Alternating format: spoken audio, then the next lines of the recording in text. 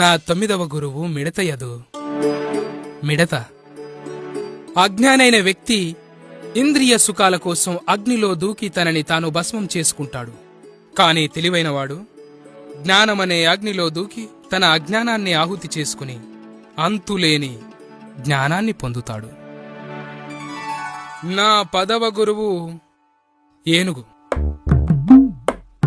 ఎవరు? ఏనుగు. ఏనుగులను పట్టుకునేవాడు మగ ఏనుగును పట్టుకునేందుకు ఆడ ఏనుగు ప్రతిమను కాని తాము పెంచుకుంటున్న ఆడ ఏనుగును గాని ఉపయోగిస్తారు. అలా వాళ్లు ఏనుగులను ఆకర్షిస్తారు. యోగి అన్నవాడు కామమోహాల్ని జయించడానికి దూరంగా ఉండాలని నేను ఏనుగు నుండి నేర్చుకున్నాను. నా 11వ గురువు తేనె సమకూర్చుకునే చిన్న చీమ.